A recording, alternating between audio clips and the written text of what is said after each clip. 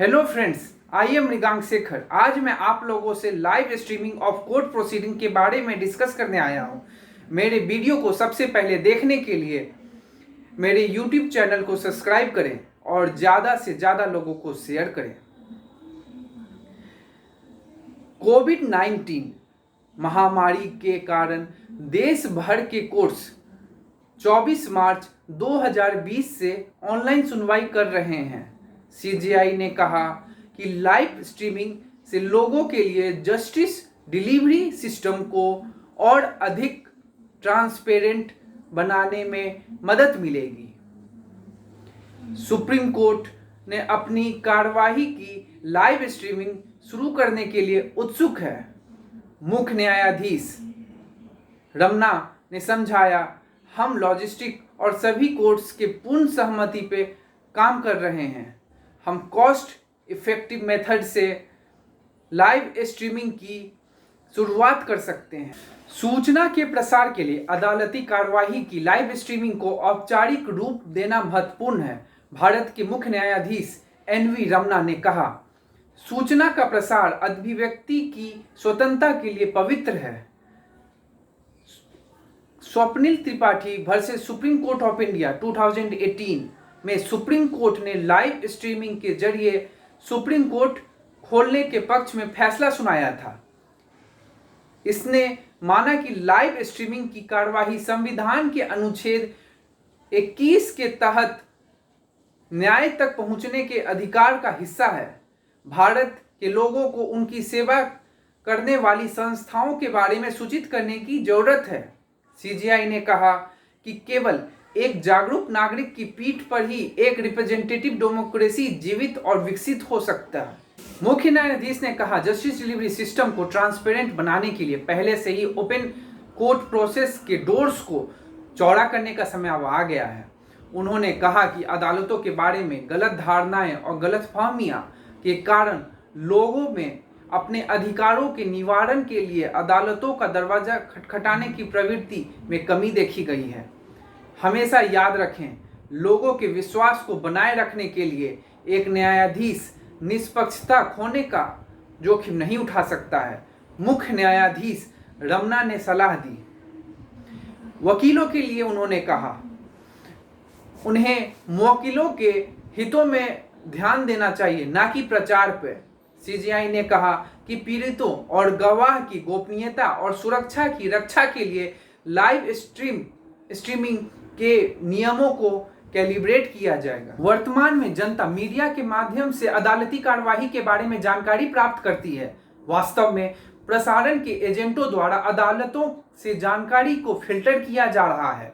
इस प्रक्रिया में कभी कभी एक प्रसारण होती है, जिसके कारण पूछे गए प्रश्नों की गलत व्याख्या होती है। संदर्भ की अनुपस्थिति के कारण निहित स्वार्थ संस्था को शर्मिंदा करने या बदनाम करने के लिए इस गलत व्याख्याओं को बढ़ाने के लिए आतुर हैं। सीजेआई ने कहा, अदालती कार्यवाही अब सीधी पहुंच का अभाव गलत धारणाओं को बढ़ाता है, लाइव स्ट्रीम की समस्या को समाप्त कर देगी। मुख्य न्यायाधीश ने समझाया, स्ट्रीमिंग एक दो धारी तलवार है। सार्वजनिक जांच की तहत काम करने वाले न्यायाधीशों को तनावपूर्ण माहौल का सामना करना पड़ सकता है। एक न्यायाधीश को लोकप्रिय राय से प्रभावित नहीं किया जा सकता है। हाँ, बढ़ी हुई सार्वजनिक ओपिनियन के साथ वह कई बहसों का विषय बन सकता है, जो उसे कई लोगों की ताकत के खिलाफ एक अधिकार की रक्षा करने के लिए अपने कर्तव्य से कभी नहीं रोकना चाहिए। Now benefits. एक लाइव स्ट्रीमिंग लिटिगेंट्स को उनके मामले में कार्यवाही का पालन करने में मदद करेगी और उनके वकीलों के प्रदर्शन का भी आकलन करेगी। तमिलनाडु और केरल जैसे दूर दराज के राज्यों के लोगों को एक दिन की सुनवाई के लिए राष्ट्रीय राजधानी की यात्रा करने की आवश्यकता नहीं पड़ेगी। पूरे मामले के व्यावसायिक पहलू को लेकर भी चिंता जताई गई है। प्रसारकों के साथ करार गैर व्यावसायिक आधार से होना चाहिए।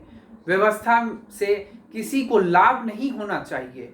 न्यायालयों कि लाइव कार्यवाही को लागू करने में इंफ्रास्ट्रक्चर, विशेष रूप से इंटरनेट कनेक्टिविटी की सबसे बड़ी चुनौती है। आगे का रास्ता जनता को संवैधानिक अदालतों के साथ साथ ट्रायल और एपीलेट अदालतों में अदालती कार्यवाही के बारे में जानने का अधिकार है। खुलापन और पारदर्शिता न्यायिक प्रणाली के जनता के विश्वास को मजबूत करती है। पिछले कुछ वर्षों में न्यायालयों ने न्याय को और अधिक सुलभ बनाने के लिए कदम उठाए हैं। यदि तकनीक उपलब्ध है तो इसे जनता के सदस्यों तक बढ़ाया जा सकता है जो स्वयं अदालती कार्यवाही देखने को इच्छुक हैं। हालांकि अदालतों के लिए अपनी सुनवाई को स्ट्रीम करना अनिवार्य नहीं होगा। यह उन लोगों को पेश किया जाएगा जो स्वेच्छा से अदालत की सुनवाई का प्रसारण शुरू करने को नेतृत्व करेंगे। यह एक वैकल्पिक अभ्यास होगा और किसी भी अदालत पर मजबूर नहीं किया जाएगा। ई कमेटी ऑफ पार्लियामेंट ने सभी उच्च न्यायालयों और जिला अदालतों में एक कॉम्प्रिहेंसिव वीडियो कॉन्फ्रेंस सिस्टम स्थापित करने के लिए एक राष्ट्रीय खिलाड़ी से टेंडर भी आमंत्रित की है, जो लाइव स्ट्रीमिंग के मामलों में तकनीकी सहायता भी प्रदान करेगी।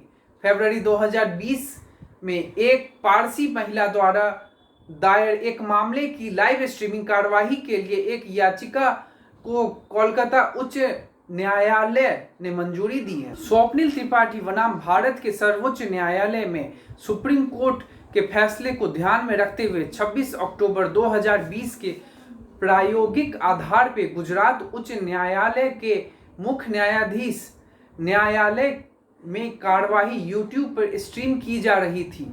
आधिकारिक यूट्यूब चैनल पे 65,000 से अधिक ग्राहकों और 41 लाख विचारों के साथ लगभग 8 महीने तक परीक्षण सफल रहा। प्रयोग में सफल होने के बाद कोर्ट ने सभी इच्छुक बेंचों के लिए प्रयोग का विस्तार करने और उसे आधिकारिक बनाने का फैसला किया। पहुंच और पारदर्शिता बढ़ाने की दृष्टि से उड़ीसा उच्च न्यायालय ने परीक्षण के आधार पर मुख्य न्यायाधीशों के न्यायालय की अदालती कार्यवाही को लाइव स्ट्रीमिंग शुरू की है। उच्च न्यायालय ने कई ई सेवाएं भी शुरू की हैं, जैसे उच्च न्यायालय का मोबाइल ऐप, डिस्ट्रिक्ट और सबऑर्डिनेट कोर्ट के मामलों में जुर्माना के ऑनलाइन भुगतान की सुविधा, वर्चुअल कोर्ट की प्रणाली लागू की गई है। इसने माना कि लाइव स्ट्रीमिंग की कार्यवाही संविधान के अनुच्छेद 21 के तहत न्याय प्राप्त करने के अधिकार का हिस्सा है। हालांकि फैसले को लागू नहीं किया गया है। ई कोर्ट मिशन मोड प्रोजेक्ट की संकल्पना न्यायालयों की आईटीसी सक्षमता द्वारा भारतीय न्यायपालिका को बदलने की दृष्टि से की गई थी। धन्यवाद। Please like, share and subscribe my video.